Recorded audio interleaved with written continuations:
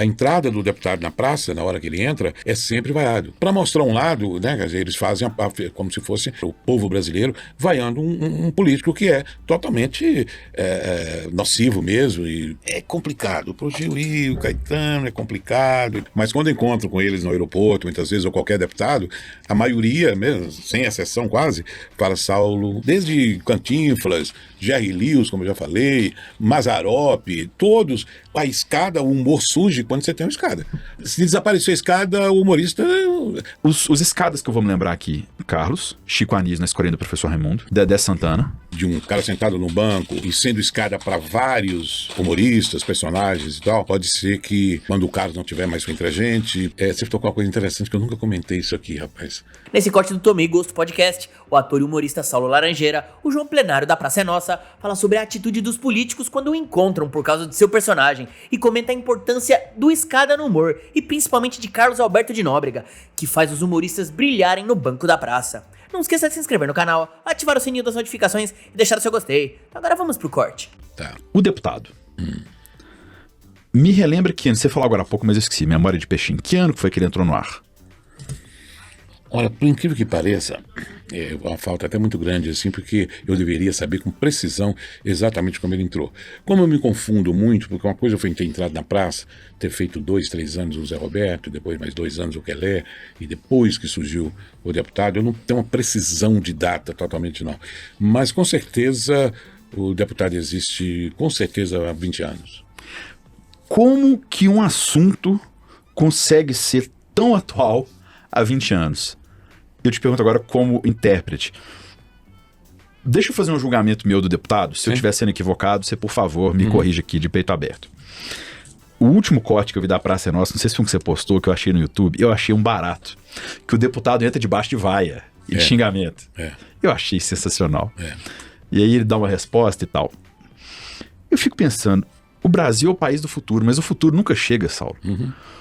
Porque tem 20 anos que o arquétipo do personagem que o público associa à corrupção, a gastar um dinheiro que ele não tem, a se apropriar do que não é dele, a, vou usar um termo moderno aqui, tirar onda com o dinheiro alheio, ainda está no imaginário. Com certeza.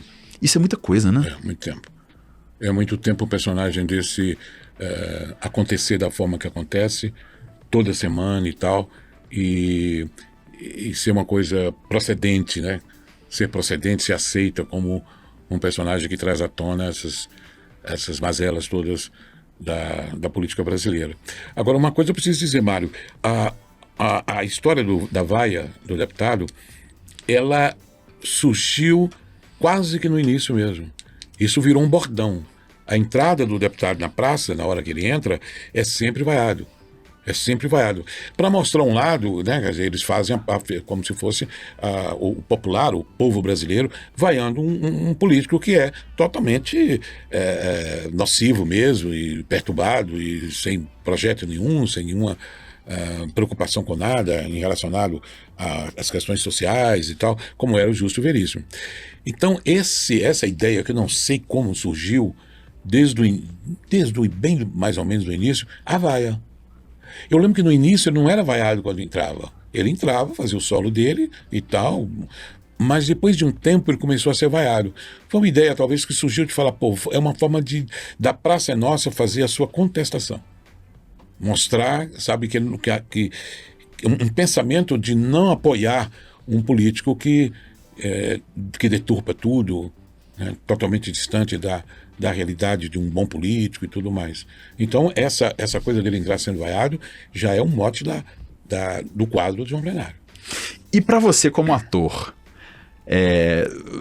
o público vê, tá tendo uma vaia, quer dizer, vaia é uma pessoa que a gente não quer, ele não é querido, ele tem rejeição com o público, ele tá sendo vaiado. Mas aquela energia, porque a vaia é uma energia, é uma manifestação. Aquilo ali, acelera o coração, te faz render melhor? Absolutamente. Aquilo é uma delícia, porque é por conta daquilo que eu faço a piada, que foi surgindo aquela coisa de fazer careta, e vai lá, mas vocês vão se lascar, e não sei o que e tal. Isso é uma delícia. Hoje, eu te confesso, que se eu entrar e não tiver a vaia, é lógico que eu entro, o personagem se resolve e tal. Mas é totalmente interessante, não? É uma vaia falsa, aquilo é teatro puro, não tem nada a ver. É até engraçado, porque alguns figurantes ali, eles sempre gravam comigo de vez em quando. E como eu conheço eles há anos, o Chico, o Henry e tanta gente e tal, e quando eles são escalados para gravar com o deputado, eles ficam numa felicidade danada e tal, a gente brinca, passa, ensaia antes e tal, e de repente eu vendo eles sérios vaiando o deputado, é uma mentira tão grande, que é uma delícia, não me perturba absolutamente. Não. Então ela te dá um combustível, né? Combustível melhor que você pode imaginar, sabe? Vou te falar numa boa, sabe?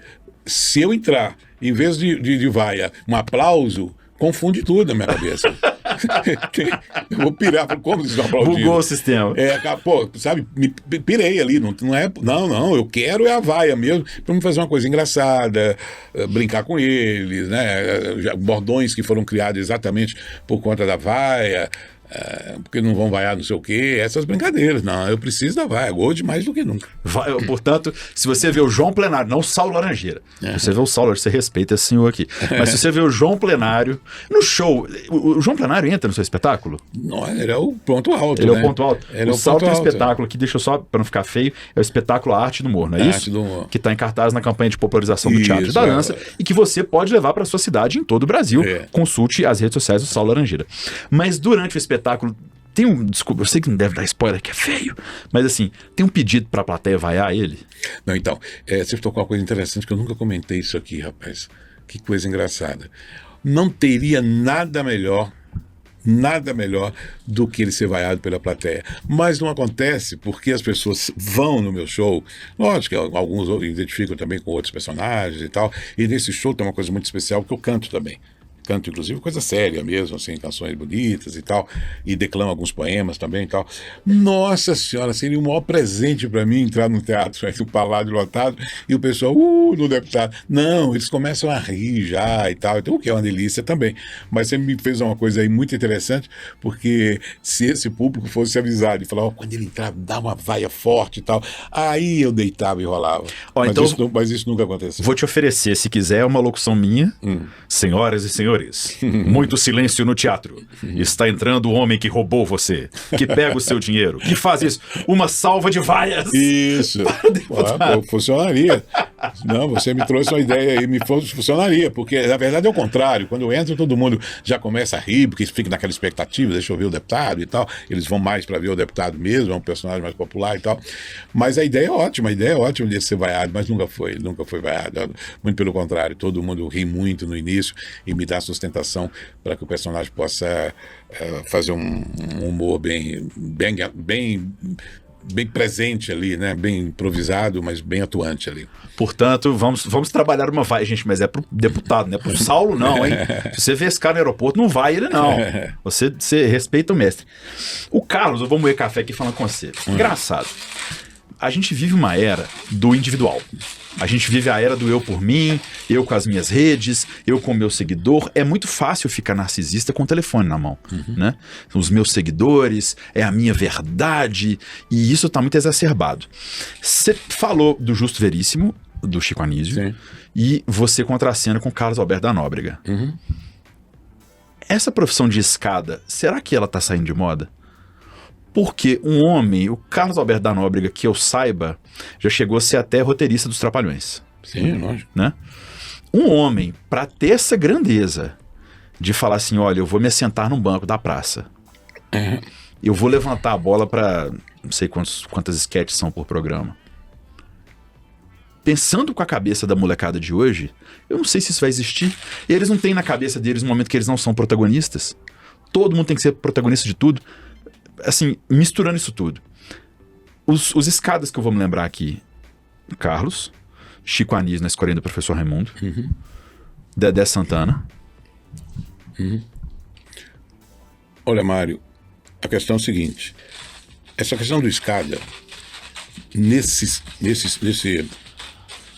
ideia, né, de um cara sentado num banco e sendo escada para vários humoristas, personagens e tal, pode ser que quando o Carlos não estiver mais entre a gente, pode ser que isso não tenha mais sentido ter uma continuidade. Agora, o escada no humor, se não tiver escada, acaba o humor do mundo. Porque mesmo em filme, mesmo em tudo, o Jerry Lewis tinha como escada o de Martin. Quer dizer, se não tiver escada, não existe o personagem. O Chaplin, que para mim é o gênio maior de todos, sempre teve escada. A escada é necessária porque senão não tem humor. Entende? Então, nesse aspecto, agora, o formato de escada do Carlos Alberto sentado e tal, não sei o que, aí pode ser que com o tempo não exista mais, como o professor Raimundo e tal. Agora o escada, se você vê esses artistas de Hollywood, o próprio Robert De Niro, naquela comédia que eu adoro, Entrando numa Fria e tal. Nossa, aquilo é bom demais. Pois, mas aquilo é escada. São Sim. escadas, cada uma escada do outro. Quer dizer, cada uma escada do outro, não. O humorista mesmo, que é o Ben Stiller, Sim. ele precisa do escada. Então o escada é necessário. Se não tiver escada, é muito difícil fazer o humor. É quase impossível. Aí você pode em todos, desde Cantinflas, Jerry Lewis, como eu já falei, Mazzaropi, todos. A escada, o humor surge quando você tem uma escada. Agora, o formato de escada de um programa humorístico na televisão, aí pode ser que esse esquema já não vai fazer mais sentido, digamos assim. Não sei. Aí é uma questão de tempo. Mas o escada não tem nada... Se desapareceu a escada, o humorista... Por isso que, de certa forma, surgiu o grande momento do stand-up no Brasil. Porque o stand-up não precisa de escada. Se for pensar, muitas vezes até precisa, porque quem sabe quem é que faz escada por stand-up? O público. Aquela perguntinha ali, meu amigo, aquilo ali é pensado até não poder mais. Porque quando ele faz a pergunta, o público se torna escada para ele.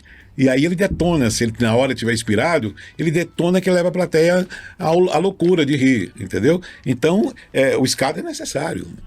A gente falou do papel de escada e falou muito do deputado. Só pra gente virar a página para os outros personagens. Como que os deputados, os vossas excelências, te tratam quando eles te enxergam e falam do deputado? Essa pergunta sempre me fazem, e é uma delícia responder. E aí julguem vocês da forma que quiser, mas todos eles elogiam, alguns ou de forma real mesmo e tal, outros de forma cínica. Eu não vou citar nomes, nem vou citar se esse é falso ou deixa de ser. Mas quando eu encontro com eles no aeroporto, muitas vezes, ou qualquer deputado, a maioria, mesmo, sem exceção quase, fala: Saulo, essa crítica precisa, esses caras precisam ouvir. Sempre o outro, sempre esses caras. Nunca é ele, Saulo. Não, nunca ele fala. Nunca, porque se um cara chegar para mim e falar: ô, Cal, pô, você tá detonando o político, isso, pelo amor de Deus, isso não é certo. Como? Eu falo: como não é certo? Posso citar 10 nomes aqui? Que você mesmo vai me ajudar a detonar? 10, vou citar 10 aqui, um atrás do outro aqui. Então ele não fala isso, ele não pode nunca falar isso. Então ele faz a média de falar: não, esses caras precisam ouvir, chega, né, de corrupção, mas não é possível, ninguém aguenta mais isso. Você olha, parabéns, Saulo, parabéns pelo seu personagem e tal. Nossa, eu escuto só isso. Nunca algum teve audácia de chegar para mim e falar: poxa, você não pode fazer isso, então que detona. Deus, ai, que presente que ele me daria. Meu Deus. Nossa Senhora. É a faísca pro gás explodir. Nossa Senhora. Não tem lógica isso não. Tem mais é que... Quer dizer, na verdade, desculpe, eu não estou falando generalizando, sem dúvida alguma, tem amigos deputados e tal, mas a maioria são falsos mesmo, sabe? Estão ali, faz essa colocação de maneira cínica. Outros não, outros é de verdade mesmo. Pô, é tão divertido o personagem, que bom, né? Falam as coisas das verdades, na brincadeira diz coisas e tal. Eu acho isso bom. Também não estou generalizando de forma nenhuma. Você falou do Zé Roberto, que é o hippie, que ele vem depois de um festival que você organizou em Pedra Azul. Isso. Quando alguém fala de festival que tem hippie, eu lembro daquelas imagens de Woodstock. Isso. Que os caras ficaram na lama não sei quantos dias. Isso. Eu já ouvi falar que na década de 70 aqui em BH teve uma coisa parecida no Jockey Club. Um festival de rock.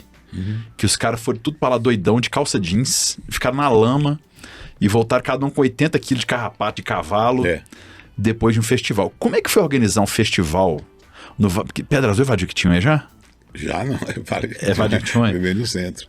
É bem no centro. Como é que foi? Porque assim, hoje em dia Eu imagino um festival de certas coisas no Vale de Jequitinhonha, a gente fala de modo engraçado, mas ainda é uma região que ainda precisa de mais atenção por parte do poder público. Mas como é que foi naquela época, cara? Quantas pessoas você levou pra lá? Como é que foi esse festival? Então, olha, isso mereceria, para mim poder aprofundar mesmo, um outro podcast, nós dois só falando desse festival que se chamava Transação Folk Rock Pop do Sertão. Eu vou abreviar de certa forma, eu morava no Rio nessa época, junto com o Heitor de Pedra Azul e tal, e a gente resolveu fazer primeiro um festival de música um ano antes, 72. Festival normal de música e tal, e com músicos e compositores da região, de Minas e tal, e tudo mais.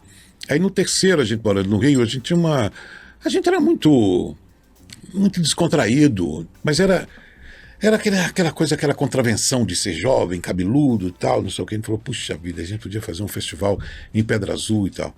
E aí, naquela época, o Guilherme Araújo, que foi o grande empresário do Gil, do Caetano e tudo mais e tal. E a gente teve acesso, de alguma forma, a ele, fomos no escritório e chegamos lá, a gente ousado pra danar, eu e Heitor. Ô, Guilherme, vamos fazer um festival no Vale de Jequitinhonha. Ele, onde? Vale do Jequitinhonha. E um festival de música e tal, a gente quer detonar, a gente quer ver se levava o Gil ou o Caetano. Ele falou, olha, é complicado, pro Gil e o Caetano é complicado e tal, mas olha, dá pra gente pensar em alguns músicos aqui, como é que você levariam eles? A seria de ônibus. A seria de ônibus e tal, a gente alugaria um ônibus, eles iriam de ônibus. Aí ele falou, tá, vamos ver aqui. Aí sabe quem ele propôs e realmente aconteceu e foi o Grão, que acompanhava o Tim Maia na época, Paulo, Cláudio e Maurício, uma coisa assim, que era um trio de rock que acontecia na época, o Serguei, e mais uma turminha e tal, não sei o quê, uns 3, 4, 5 grupos de rock, que dariam umas 20, 25 pessoas e tal. E eles foram de ônibus para Pedra Azul. E a gente anunciou e tal. Mauro, o que foi de gente do Brasil para lá? Primeiro, que soava muito estranho, Jequitinhonha. O pessoal, pô, Jequitinhonha, quero ir, deve ser um barato, deve ser muito louco. E foi isso que surgiu de maluco. Na época lá, o delegado, inclusive, começou a colocar gente para fora da cidade, porque foi entrando muita gente. Aí surgiu muitas piadas e tal, das velhinhas lá, falando, eu vi dizer que os hippies estavam tudo... E aí começou aquelas coisas e tal. Foi um acontecimento assim incrível, que aconteceu em 73, no Vale do Jequitinhonha, em Pedra Azul, chamado Transação Folk Rock Pop no Sertão. Eu e Heitor na frente disso tudo, e foi um acontecimento assim que ficou na história, porque foi muita gente mesmo e tal, à disposição, que na verdade... não era bem hippies totalmente, não, assim, sabe? Inclusive colegas nossos lá do Rio de Janeiro, que estudavam na escola Malé Soares, que era uma escola muito conhecida na época, um cursinho e tal. Era o pessoal querendo zanzar, querendo, sabe, confusão, querendo, sabe, sair do comodismo ali e ir para um lugar distante como Jequitinhonha. A gente pegou carona. Naquela época não tinha esse grilo que tu imagina isso acontecendo hoje, com o perigo que é hoje e tal, nas estradas, e a índole das pessoas também. Mas naquela época não, eles pegavam carona e todo mundo dava carona e tal. Achei que a cidade ficou em peso, cheia desses malucos. Aí surgiu o personagem Zé Roberto, e que foi muito interessante mesmo. Na Praça Nossa ele funcionou muito assim e tal. E nos meus shows, em alguns shows especificamente, quando eu estou inspirado na semana, eu resolvo se eu vou fazer ele ou não. Eu costumo fazer o Zé Roberto. Agora, o Quelé sempre eu faço. Ô, Saulo, esse café eu fiz ele bem suave, ele tá até um pouco mais suave que deveria estar. Tá bom. Porque ele é um café muito aromático, então ele vai estar quase que um chá. Mas eu achei ele bom demais. Muito bom, muito bom. Ele também é aromático. Se for o caso, a gente faz outro aqui. Tá ótimo, muito bom. E esse povo ficou aonde, Saulo? Ué, das ruas, barraca. No meio da rua tinha uma barraca. Não, ele levava barraca, dormia no mato, dormia no... Foi uma coisa impressionante, porque eu estou te falando, o delegado começou a ficar preocupado, colocando gente para fora, não pode ficar e tal coisa, mas foi tudo numa boa, não teve nada assim, mas teve coisas que chocavam. Alguns mais malucos e tal, porque tinha a droga, evidentemente, tal, principalmente a maconha. Eles iam para os rios, os lagos, e ficavam tomando banho de nu, pelado e tal. Então isso na cidade, pô, você viu, eles estavam lá, eu vi, não sei o que e tal. Aconteceu esse clima assim e tal. Mas não teve nada de violência. Absolutamente nenhum caso, nenhum fato que tenha tido violência. Foi toda essa coisa meio chocante assim e tal, que acontecia pela postura deles numa cidade tão simplória e tão tão tradicional, digamos assim, que é o caso de Pedra Azul. Engraçado, em 2023, se eu não me engano, Metallica tocou em Belo Horizonte. Sim. E viralizou um áudio de WhatsApp de uma senhora mandando pra outra. Ô Neide, você não vai pra aqueles lá da Pampulha agora, não? Que tá cheio de uns homens de preto lá. Vixe. É um tal de Metálicos que vai tocar. Que maravilha. Não vai lá não. O povo todo doido. Que É maravilha. um tal de Metálicos. Que maravilha. Você passa lá, eu vou te mandar esse áudio. Eu até fiz uma manda animação. sim. É um povo todo doido. Que Que maravilha. tá lá de camisa preta. Tudo cara de louco. Todo mundo tá lá. Não vai lá não, viu, Neide? Metálicos. Deus que me livre disso. Então, isso, imagina isso acontecendo É, agora. porque eu tô falando de 2023, de 2023 em Belo Horizonte. Imagina as brincadeiras, as piadas que rolaram naquela época por conta do pessoal super conservador e simples, que nunca tinha visto essas coisas. Quer dizer, naquela época, em 73, os velhinhos, as velhinhas de lá, mesmo o povo comum, jamais tinha noção de que existia hippie dessa forma, camisa colorida, cabeludos, cheio de tatuagens. Era uma coisa muito esquisita na época para eles e tal. Eles não sabiam como ler essa coisa, né? Não sabiam como proceder diante disso e tal. Daí surgiu muitas piadas, muitas brincadeiras e tal. Mas foi um legado assim importantíssimo para mim e tudo mais, pro Heitor e para as pessoas na época e tal. Foi um legado bem positivo. Muito obrigado por ter ficado comigo até o final desse vídeo. Não esqueça de se inscrever no canal, ativar o sininho das notificações e deixar o seu gostei. Todo dia tem um corte novo pra você. Dá uma olhada no canal, tem muita coisa legal já. Até amanhã.